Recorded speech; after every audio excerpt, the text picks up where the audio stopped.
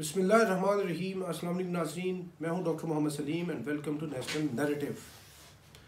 कर्नाटका हिंदुस्तान के अंदर दोबारा से मुसलमानों के ख़िलाफ़ इन्होंने ज़मीन को तंग कर दिया है और मुस्लिम ख़वातीन के हिजाब के इशू को उठाकर अभी वो दोबारा से मुसलमानों को अपनी जो दहशतगर्दी है, अपनी दरिंदगी है और अपनी जो उनकी वहशत है उसका शिकार कर रहे हैं ये आरएसएस के गुंडे बदमाश।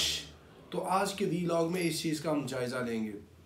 नाज़रीन, जो ये मामलात हिंदुस्तान के अंदर चल रहे हैं ये कोई ओकेजनल वाक़या नहीं है या कोई इस तरह का मामला नहीं है कि किसी एक कोने में हो गया और किसी एक वक्त पे हो गया तो वो दब जाएगा। ये बड़े तवातर के साथ एज ए नैरेटिव उन्होंने ये बिल्ड किया है एक चीज़ के हिंदुस्तान के अंदर हिंदुओं की और हिंदुत्व की हुकूमत होगी और उसका सबसे बड़ा अलंबरदार होगा आरएसएस का ये जो बहुत बड़ा फैशिस्ट तबका है और इसकी पॉलिटिकल जो रिप्रेजेंटेशन होगी वो बीजेपी से होगी। और अभी आपके बार हम पूरे के पूरे हिंदुस्तान को इसके ज़ेरे नगी लेके आएंगे। ये जो कर्नाटका है ये इंतहाई अहम स्टेट है हिंदुस्तान की। इंतहाई अहम स्टेट इसलिए कि जो इसका कैपिटल है बेंगलोर, वो आप समझ लें कि उसको सिलिकॉन वैली ऑफ इंडिया कहते हैं और कुछ 7 करोड़ की पॉपुलेशन है कर्नाटका की। और इस 7 करोड़ पॉपुलेशन के अंदर कुछ 84% हिंदू हैं, 12.5% मुसलमान हैं, कोई 1.5% क्रिश्चियंस हैं, कुछ 0.5% सिख हैं, जैन्स हैं और दूसरी कम्युनिटीज़ हैं। और ऐसी सूरत के अंदर के जी पूरी दुनिया के अंदर जो हिंदुस्तान का जो इमेज है ऑलरेडी टारनिश्ड है और ये जो हिंदुस्तान के बड़े बड़े शहर हैं और ये समझ लें कि this is the 3rd largest city of India, जो इतना अहम शहर है। आप मुंबई, कोलकाता, उसके बाद ये इतना बड़ा शहर है ये बेंगलोर। और इधर जो ये समझ लें कि आईटी का इंडिया का सेंटर है और आईटी के अलावा भी इधर और ही बहुत ज़्यादा डेवलपमेंट्स हैं, बड़ा प्रोग्रेसिव और इंडिया का modern city, cosmopolitan city of India है। और इधर मुख्तलिफ तरह के कल्चर्स के लोग रहते हैं, इंटरनेशनल टच है इसको यानी इस स्टेट को सी लगता है उधर से। तो इस तरह का एक्सपोजर रखने वाला और इतना अहम जो सिटी है, इधर जो इनकी जो लिटरेसी रेट है कुछ 75% लिटरेसी रेट है। ये नहीं है कि इधर सारी जहालत है, उसको भी जाके हाईजैक कर रहे हैं ये आरएसएस के गुंडे। और इससे हिंदुस्तान खुद सोचे कि क्या इमेज इसका डेवलप होगा। और इन्होंने मुसलमान जो लड़कियां हैं, जो वीडियोस वायरल्स हो रही हैं, वो अल्लाह अकबर के नारे लगा रही है। पीछे लौंडे जो हैं, ये जो गुंडे मुश्तंडे ये जो आरएसएस के हैं, वो उसके पीछे ऐसे आ रहे हैं और अपनी नारेबाजी कर रहे हैं हिंदुत्वाइयत की। और वो अल्लाह ने उसको हिम्मत दी है, आगे से अल्लाह अकबर के वो बच्ची नारे लगा रही है। और इस तरह के और वाक़यात हो रहे हैं और इतनी ज़्यादा बदअमनी हो चुकी है हिंदुस्तान के इस कर्नाटका स्टेट के अंदर कि उन्होंने उधर स्कूल्स बंद कर दिए फॉर 3 डेज़ कि पीस इस्टेब्लिश हो। और कोर्ट ने भी एक अपील की है कि पीस को इस्टेब्लिश करने के लिए स्टेक होल्डर्स को सामने आना चाहिए। तो ये जो अभी उस बच्ची के पीछे ये नारेबाजी कर रहे हैं, इस तरह की नारेबाजी ये मुसलमान नौजवानों और बुजुर्गों के पीछे भी इन्होंने किया, मारा है। और अगर ये चीज़ ना रुकी और जो रुक नहीं रही तवातर के साथ हो रही है और उसके अंदर जो शिद्दत है वो मज़ीद आती जा रही है। और ये शिद्दत आके मैं आपको बात बताऊं कि किसी टाइम अगर इन्होंने किसी हैवी वेट मुसलमान को इस अपनी दरिंदगी का और दहशतगर्दी का निशाना बना दिया तो वो चीज़ ऐसी फिर ऐसी चिंगारी फूटेगी पूरे हिंदुस्तान के अंदर कि वो पूरे हिंदुस्तान को अपनी लपेट में ले लेगी। आप देखें ये जो अरब स्प्रिंग हुई थी, ये तुनीसिया के अंदर वो एक आम जो सब्जी बेचने वाला था, एक इंडिविजुअल से हुई थी, उसने आग लगा ली थी कि जी ये जो सारे पुलिस वाले एडमिनिस्ट्रेशन के लोग हैं तंग करते हैं, हमें रोटी रोज़ी नहीं कमाने देते। यानी ऑलरेडी फीलिंग्स जो थी वो लोगों में खिलाफ थी, ये डिक्टेटरशिप के खिलाफ, गवर्नमेंट के लोगों के खिलाफ और अशराफिया के खिलाफ। जब एक इंडिविजुअल ने ये एक्ट किया है तो वो चिंगारी ने न सिर्फ पूरे मुल्क को बल्कि पूरे के पूरे उस रीजन को अपनी लपेट में ले लिया। और हिंदुस्तान के अंदर ये जो हिंदुत्वायत की और मुसलमानों के ख़िलाफ़ जो फोबिया की ये आग है, ये सुलग रही है और कोयलों पे पक रही है। और किसी टाइम अगर किसी इंडिविजुअल को, हैवी वेट को इन्होंने टारगेट किया, कोई भी ये, क्योंकि ये देखें शाहरुख खान ये गया लता मंगेशकर के वो उधर वो जो कंडोलेंस उसने की है, जो भी उसने प्रेयर्स की है, तो उसको भी इन्होंने मॉक किया है।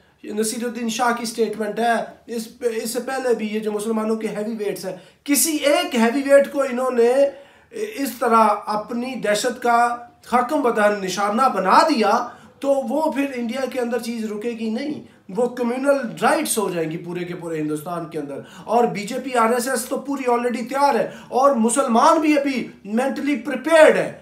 मुसलमानों के भी जो हल्के हैं वो ये समझ रहे हैं कि जिन्ना साहब वाज राइट, और मौलाना अबुल कलाम आज़ाद का डिसीजन जो स्ट्रेटेजिक ब्लंडर उन्होंने किया है कि इन्होंने अलहदा स्टेट बना के 100% दुरुस्त फैसला किया है।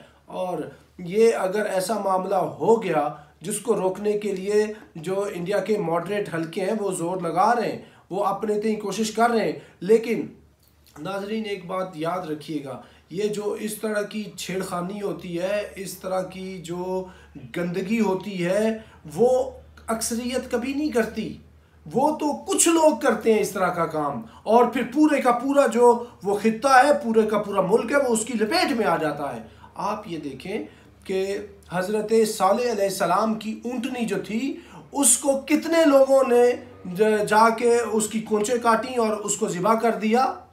वो चंद ही कोई 9 वो जो बदमाश थे, औबाश थे, उनकी बस्ती के रहने वाले, उन्होंने काम किया था, तो सज़ा किनको मिली? सबको मिली। तो इसी तरह ये जो इधर काम कर रहे हैं हिंदुस्तान के कुछ लोग जो आरएसएस के गुंडे हैं, काम इन्होंने करना है, लपेट में पूरे हिंदुस्तान ने आ जाना है। तो ये जो सेन वाइसिस हैं, उनको चाहिए कि ये असर्ट करें इंडिया की कोर्ट्स पे, इंडिया की एडमिनिस्ट्रेशन पे, कि इनको लगाम डालें। और ये जो कोई किसी ने हिजाब लेना है, किसी ने नहीं लेना, किसी ने किस तरह का लिबास पहनना, ये उनकी अपनी चॉइस होनी चाहिए। इस पे मजहब का भी कोई बैन नहीं होना चाहिए। कोई हिजाब नहीं, मुसलमानों के अंदर भी कितने मुसलमान मुल्क, टर्की के अंदर आप जाके देखें, या जितने भी ये इस तरह के लिबरल प्रोग्रेसिव अप्रोच के जो यूरोप के अंदर जो मुसलमान रह रहे हैं, नहीं, वो जिस तरह का लिबास पहने। अगर आप उनके ऊपर इम्पोज करेंगे कि जी ये करें ये ना करें, उससे तो काम खराब होता है। आप अपने विद इन मुस्लिम ये कम्युनिटी भी बात करें कि अहले तशय्यो, अहले सुन्ना के ऊपर, या अहले सुन्ना अहले तशय्यो के ऊपर अपनी चीज़ें इम्पोज करने की कोशिश करें, तो इनमें तो आपस में भी जंग हो जाएगी। चे जाए कि ये दूसरे रिलीजन्स के लोग एक दूसरे के लिबास पे, कल को फिर आप कहेंगे कि ये जो आप उर्दू बोलते हैं, क्योंकि कर्नाटका के अंदर जो कन्नाडा लैंग्वेज है वो बोली जाती है, 68% उर्दू बोलने वालों की तादाद है 12%। कल को आप उनको बोलेंगे जी उर्दू भी ना बोलें आप। कल को ये आप जो इनके रिलीजियस फेस्टिवल्स हैं, ईदें हैं, शबरातें हैं, कल को आप उनके ऊपर भी उनको वो करेंगे।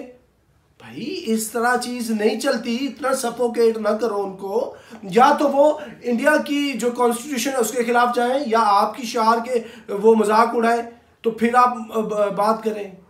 बेसिकली इनको चिढ़ है, इनको गुस्सा है, और वो गुस्से का इजहार मुख्तलिफ तरीक़ों से करते रहते हैं। अभी उस बेचारी लड़की ने जो स्टूडेंट बैग पहना, उसने इनका क्या कसूर कर दिया है, क्या बिगाड़ दिया है, उसके ऊपर ये चढ़ दौड़े। खुदा का खौफ करो हिंदुस्तान वालों, इस तरह नहीं होगा। और ये शेर मैसूर और फातेह हिंद और इतनी बड़ी शख्सियत जो थी ना, ये टीपू सुल्तान, ये उसकी सरजमीन है, उसकी स्टेट है, उसका इलाका है। और आप बात याद रखिएगा कि इसके अंदर से अगर तब उस टाइम वो इतना बड़ा एक मुजाहिद पैदा हो सकता था ना, आप दोबारा से उस तरह की पैदावार को आवाज़ दे रहे हैं, और वो ऐसा इंडिविजुअल फिर पैदा हो जाता है। और फिर उससे फिर क्या होगा कि हिंदुस्तान के अंदर बदअमनी आएगी। ये जो इतनी बड़ी स्टेट है, प्रोग्रेसिव आपकी ये स्टेट है, इतना बड़ा ये शहर है, पहचान है हिंदुस्तान की, हिंदुस्तान का चेहरा मोहरा है, आप उसको तार तार करते जा रहे हैं। ये उस मुसलमानों को आप ब्लीड नहीं कर रहे, हिंदुस्तान को ब्लीड कर रहे हैं। लिहाजा इससे आप रुकें। और ये इंतहाई जो है ख़तरनाक चीज़ है पूरे के पूरे हिंदुस्तान के लिए। और ये इतने तवत्तुर से ये जो चीज़ हो रही है, ये एक इस चीज़ का एक इशारा है कि कल को कोई ना कोई बड़ा इवेंट हिंदुस्तान के अंदर होना है, क्योंकि coming event cast their shadows before. तो वो ये वाली बात हो रही है हिंदुस्तान के अंदर, जो इंतहाई एक कशीदा और पेचीदा सूरत हाल है। हिंदुस्तान को चाहिए, इनकी जो बड़े लोग हैं, ताकि इनको आरएसएस के लोगों को रोके, इस तरह मुसलमानों को सफोकेट ना करें। इससे कोई खैर नहीं फूटेगा, शर फूटेगा, क्योंकि अगर आप नफरत का बीज बो रहे हैं तो उससे मोहब्बत का फूल कभी भी नहीं उग सकता। तो नाज़रीन, अब तक के लिए इतना ही। अपने next time, thank you very much. Pakistan जिंदाबाद।